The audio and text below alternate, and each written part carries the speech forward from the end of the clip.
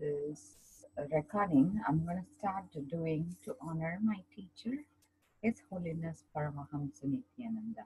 He says there are two types of Dhana. Dhana means gifts to the world. That's very important. One is Annadana, one is Vaidya Dana. Vaidya means medicine, Dhana means free. So kind of like free care.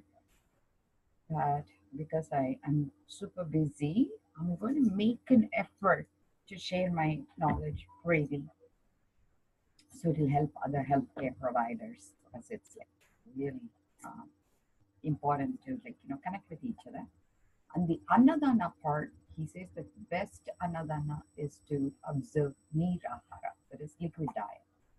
And Nirahari eventually is like to be able to even go beyond and live without food. And I'm going to aim for that. And I try to not chew, and try to use either juices or liquids as far as possible until the evening. And then I do one meal a day. But sometimes, I, of course, the idea of not eating food makes me eat more. So I sabotage myself.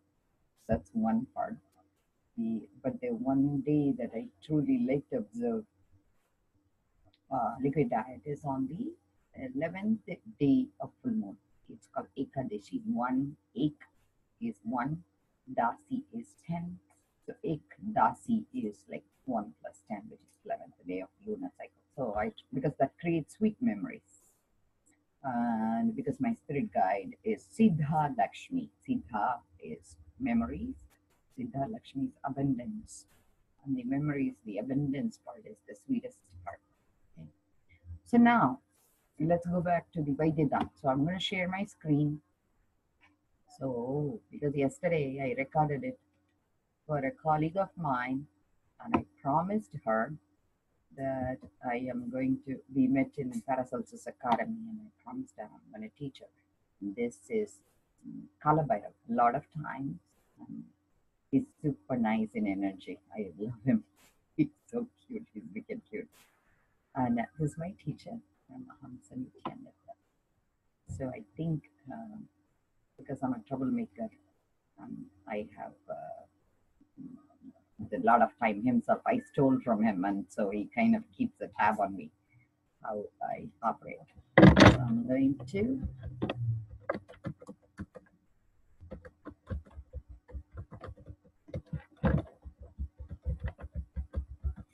I think this part, I'm going to not share my screen.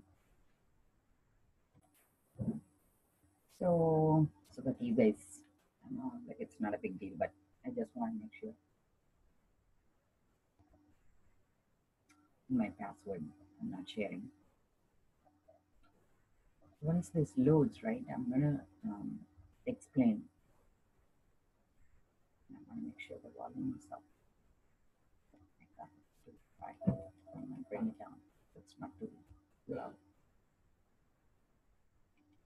Let's see. The volume is 15%. That's pretty good. I apologize. Probably the video you need to bring it down.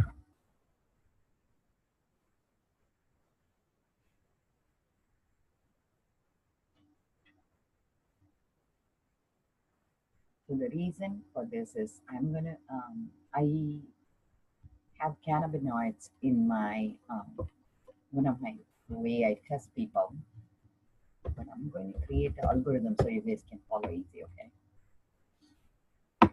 Now, let me pull. Who did I do last? I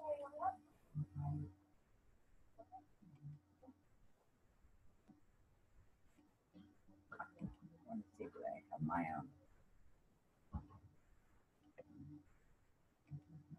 I'll just use me as a test.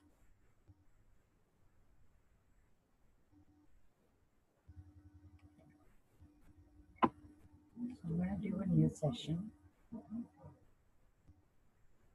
Actually, I can go back to the old session. New session. I'll go back.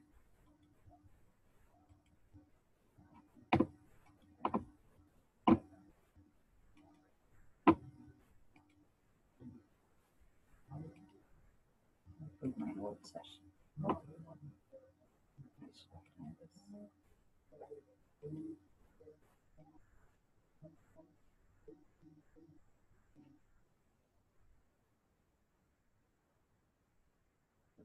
1:30. Okay, I'm gonna go back there.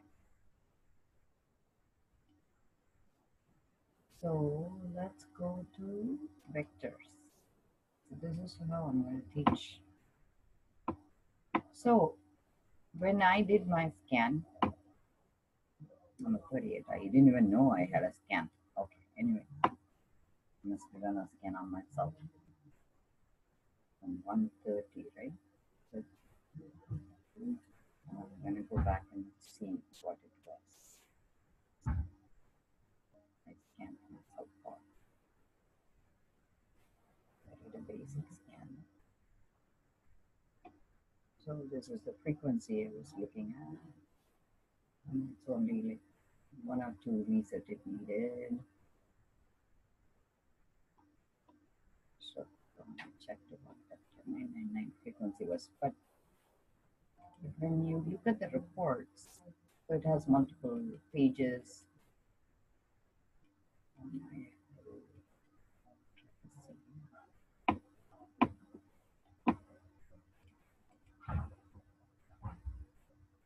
It should.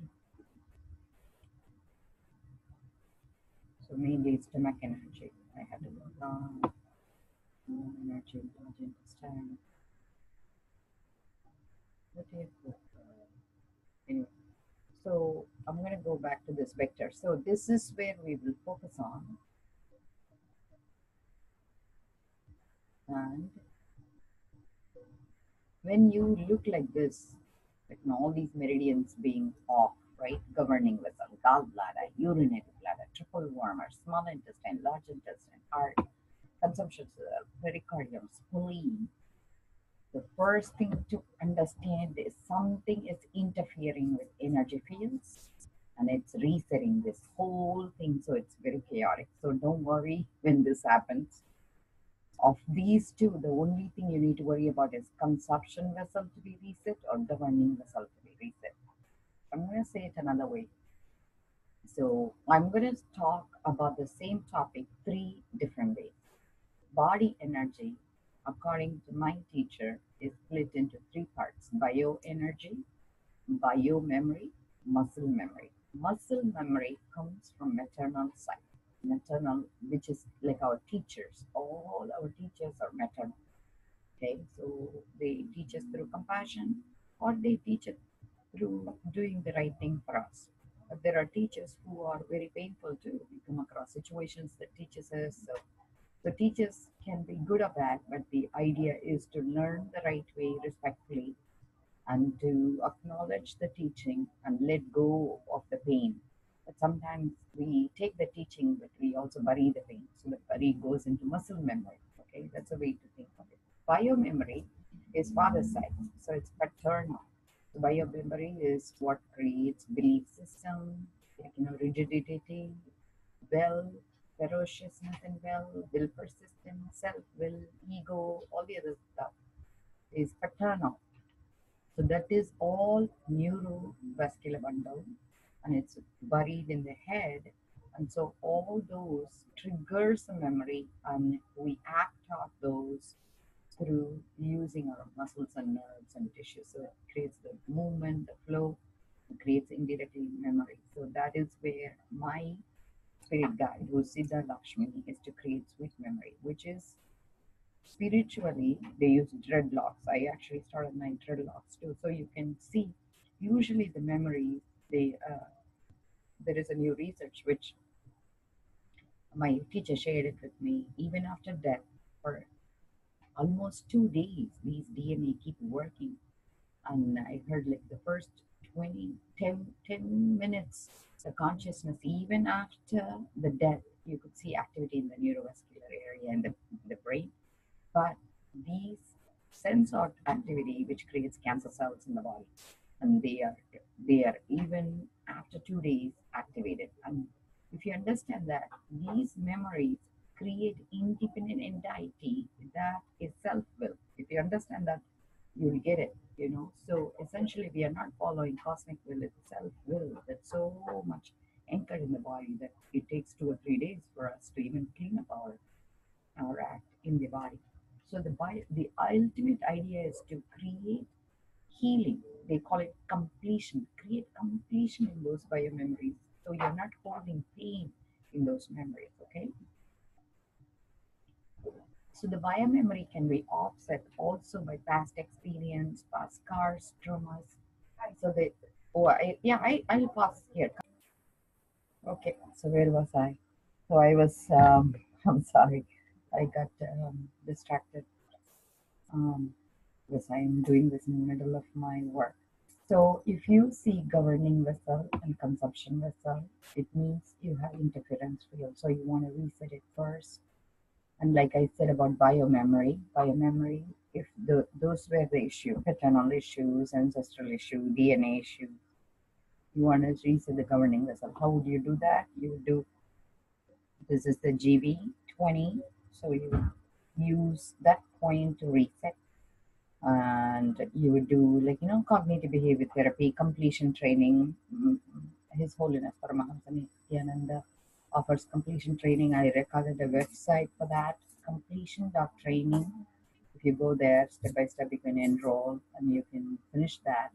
That will clear some of the biomemory, because the memory is the way we hear with our pain. So, like the movie Before I Fall, like when people say something that we haven't healed that word with, it creates more pain. Let's say, like, I work in addiction. If somebody calls me a junkie, it's not a big deal. But if that word is used, if I have a problem, I haven't healed that past in recovery, it is going to create more pain. So the biomemory is about detaching the pain from the word and to hear the word in its context, how it is said. And there is a very interesting story I wanted to share with you guys. So, in India, my teacher and all my ancestors and my family is vegetarian. And me, I became a meat eater long ago. I think I changed.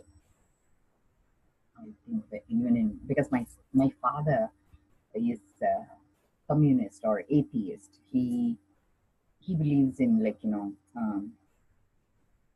helping each other and stuff. So he is more service oriented, and it worked for him. And he worked. So because of him, I started eating meat. My mom was a vegetarian, by the way, and I'm glad. Like, I think I'm glad for both part of my parenting, but I also wish I had not tasted meat, because once you taste it, it's tough to give up. So they were saying a story about Adi Shankara and Shiva. Okay, Adi Shankara is a saint in India, and sometimes I feel every name has a post. Like, it's not essentially a person; it's like the person who's occupying that position. That's the way I'm hearing. Maybe I need to be corrected on that too. But anyway, so my teacher, his title is Perfect Being. Okay, and his given title is Anand Nithyananda, meaning eternal bliss. That's the way he was designated, the title as a saint. And he holds the position of governing 13 different akharas, which is the ability logically and visually and perceptually to perceive life force, the Shiva. They are 13. When these beings are filled with all three depths of life, they're called akharas. So he oversees 13 akharas, 13 divisions of that. And the person who oversees that, traditionally they used to call Kapila, who's the first per, uh, person who started university, the ancient times. So my teacher holds the same position, Kapila, which means perfect being. Okay. So when I encountered him, he gave us some techniques, and he asked us to pray every day. Um, and he said to pray to the right force. He says it's like building like currency in the bank. Like how when for emergency you use, he says prayers is not about others, it's for you to hear what you truly want. So when it comes your way, you honor it. He says it's easy to get it the first day and then you forget the purpose of the whole thing. So the prayer is like every day you pray so that you have a bigger bank balance. So when you're in crisis, you pull that balance. And yes, it kind of makes sense. And actually, I love the way my teacher teaches. He makes it very practical. Some of the teaching, the ancient wisdom, he call it applied science. Of the Veda is like the way vernacularly it used to be taught, and he teaches agamas, application of those Vedas, which I love. So I was listening to Adi Shankara's story because there is a specific prayer Adi Shankara made where he used his own body, like how my body is home of God. That's the way I pray because sometimes I feel homeless inside. So because of the travel and stuff, so it is very important for me to feel at home. So I was using Adi Shankara's prayer, and it's called Manasa Puja. It is like puja from your mind center and to use your body as home of God. Hritkalpidam Grihyatam, my own heart being your home. That's the way he invites. So, and I am a clairvoyant. I have said this many times. And because of that, I can access those beings' energy and tune in with them and like kind of use the modality they use and try to learn from them.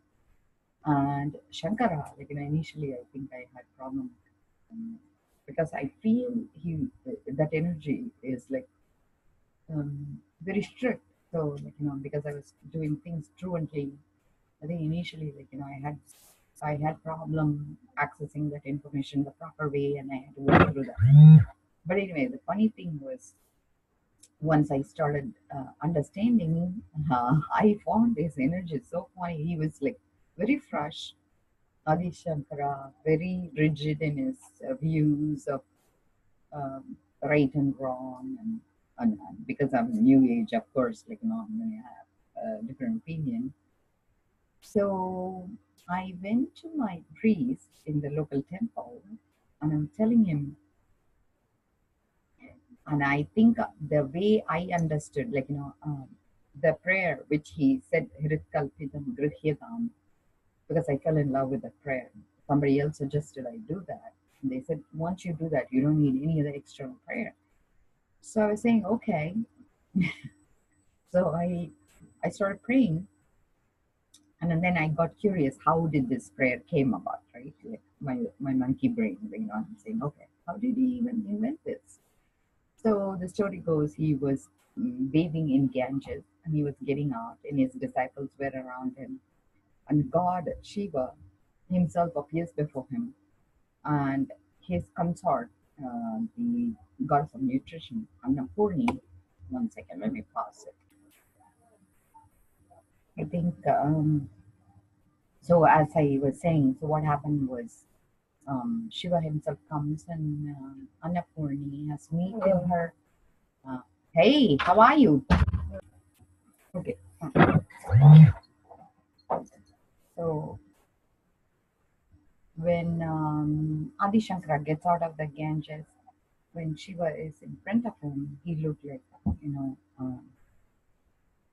with his dreadlocks and with his, mm, I don't know what the relationship he had with Annapurni.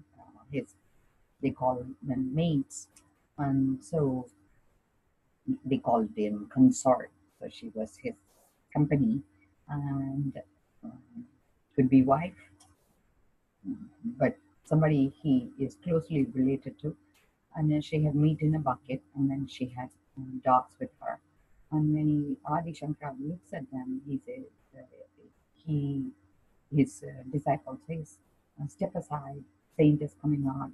So Shiva answers, "If it is the body that you consider impure that has to step aside, body is always going to be impure. If it is the soul, the Atma, that you want to step aside, it's always going to be pure. Which one you want to step aside so your saint can pass?" And that's when Adi Shankara realizes it's God himself and he falls on his feet. And when I heard that story, I heard it with my past. So I'm telling the priest, right, in the temple, I'm reciting the story. I said, hey, I heard the story. So Annapurni was eating meat. And so Adi Shankara replied like that. And he said, hold on. He says, first of all, your story is wrong. He says, she had the meat not for herself, but to feed the dogs. I'm like saying, oh my God. It was hilarious. So you could see the biomemory, how we hear is dependent on where we are and not about the situation. So that was a turning point in my life about biomemory, right? So biomemory could be sweet, but in a delusional way, but it's also sweet in like in fact versus reality. Fact is different from reality, right? So the biomemories, you need to heal each part, and that's how you release that. And until you release that mental pain, is very difficult to get rid of. So the muscle pain, body pain, muscle memory, bio memory is mental pain.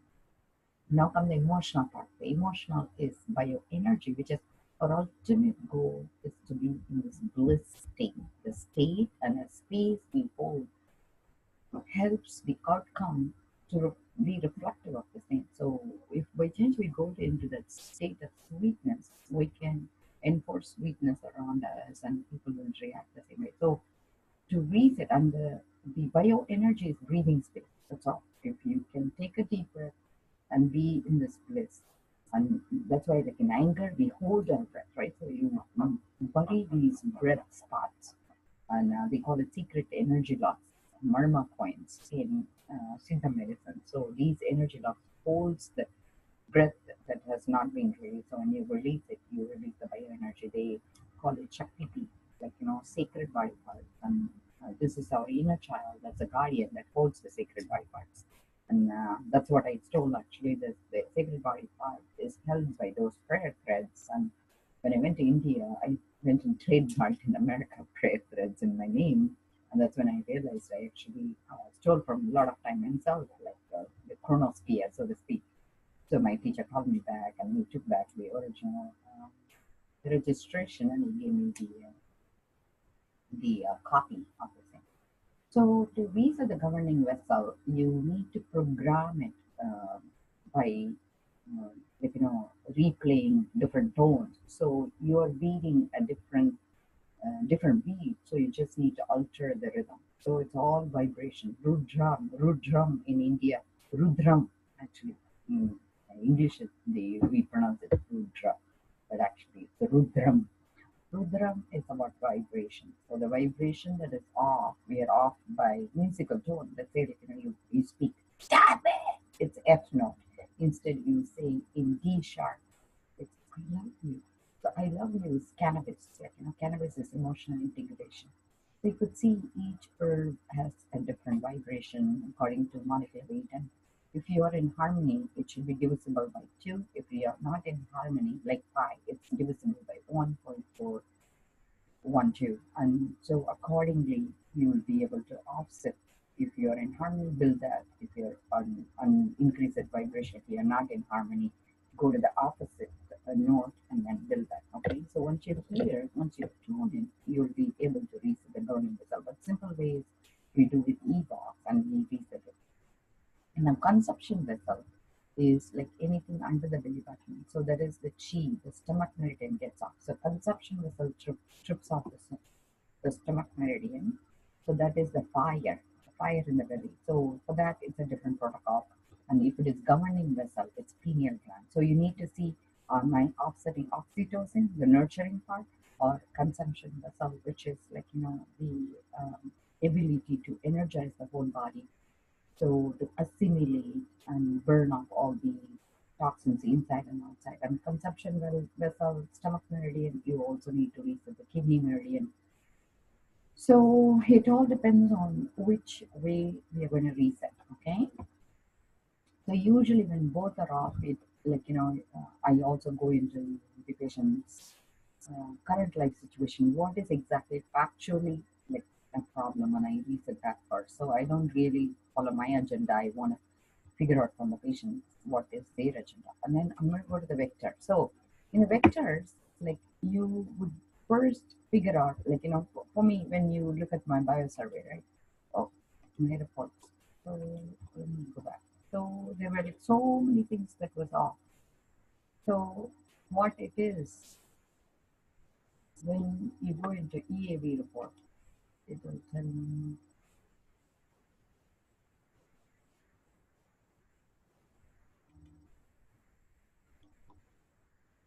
Let me go to the bottom and see whether it gives me a report. So the stomach is the first issue. So for me, I would have to reset the stomach meridian, right? And then consumption meridian. So like I was telling you, so I need to work on the bottom and then to come back. And for that, so then T tooth number 6, okay? And it is on the right side of the mouth. So when you go to number 6, right side of the mouth, when you look at it, what are the organs it's lighting up? You can see gallbladder, hypothalamus, liver. So that's how I will start. I will start first understanding if this major meridian that's off, so that's governing for consumption result, and accordingly, like what is it offsetting first, and then resetting it with the mud packs and the belief system, and playing the rhythms and stuff, and then to start with T6. So then you will understand what will be my protocol. So here, like I said, consumption vessel that's off, so I have to work with stomach meridian. For the stomach meridian, in addition with inflammation, liver is also inflamed. So what would be the two reasons that liver is lighting up? Liver and gallbladder is like together, right, in a yang. And also I have issues with hypothalamus, which means what? Like my belief system, like my memories, or also like that's why liver gallbladder people are very frustrated, angry. They lift their middle finger, right, in anger. So I need to understand anger is buried sadness. So what is it that is buried inside me that is creating these issues? And Dr. Rao also has a chart that tells you. And let me go back and see this chart. I took a picture of that. I think I might have it with me now. So in his chart, T6, and it's right upper jaw. It is upper jaw, right upper jaw. 6. 1, 2 inside. So it's came 1, 2, 3, 4.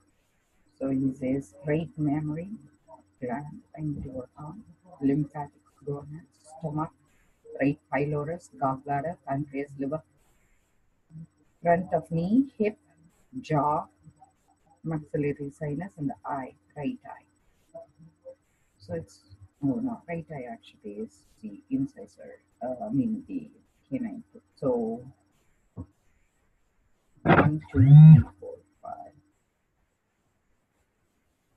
1, 2, 3. So 1, 2, 3. So it's gallbladder. Yeah, according to him, it's liver, gallbladder, hip, and eye. Okay. So if you understand these combinations, this is the best place to start. Okay. And then you will program it. So for my stomach reset, so mud pack would be for indifference fail for consumption vessel. Stomach reset, usually doing hydrochloric cleanse, HCl cleanse would be the best way to start. And HCl cleanse, because that is what produces the bile. So because you need hydrochloric acid to reset the bile. So that kind of makes sense. And hydrochloric acid, you would do at least 1 to 1.5 grams with bromelain, because there is inflammation in the stomach. So you would also use bromelain or haritaki powder. And that would, plus in addition, when you have liver inflammation, stomach issues, you want to consider H. pylori. H. pylori silently could be connected to Lyme as well. So you need to like figure out, okay, what is my Lyme protocol going to be like? And usually, like many of these bacterial issues, I find silently the immunity is overwhelmed because of the silent infection. So I always start my protocol with neem, moringa, the turmeric oils, saritaki, and mud pack. So it will be like my five go to start off with, and then I will work on that theme because neem has ability to reset the connective tissue because it has beta carotene, and the terpene is also very healthy for the lymphatic. And that would be my like essence of like my approach to human body. And then like all these like the frequency I do because I also have a way to reset with microcurrent the frequencies. So let's say like I am going to do 999 divided by 2 equals, and then you can check it, or and usually between 500 and 1000 is not the current issue but a future issue, okay? Or you can do 999 divided by 1.412 707. So I need to see 707.5. So I actually don't have my algorithm with me. I have another software which Harry Edwards has called. Her program is called soundhealthoptions.com, and she has a Genesis Pro, and that allows me to go back and see frequency wise what it is. I don't think I installed it in this computer, so but I'll do like addendum for this so that I'll figure out what is those frequencies and see how to reset it. Let me go back and see what all frequency came up. Did 499 or 707 was hit? No, so I see only three, and then the essential oil that it was looking for, and blood pressure, magnesium, vasotensin, so blood vessel dilatation, right? And let me see, what is that cleanse formula is about?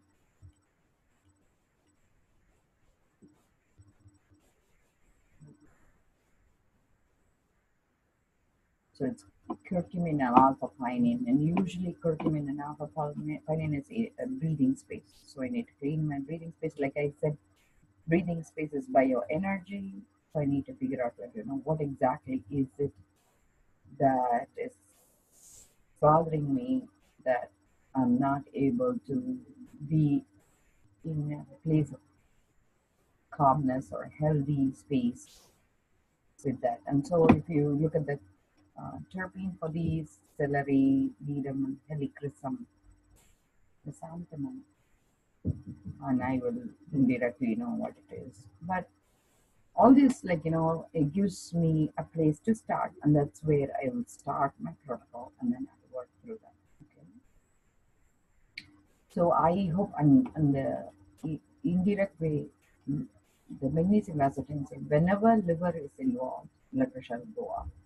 So cleaning the liver automatically will normalize the blood pressure. So these are the major way I'll start my protocol. And I know it ended up being a very long video, but my goal is, if you understand the spiritual component, you are creating illness to manifest the healing, because we don't understand what it is that we need to understand.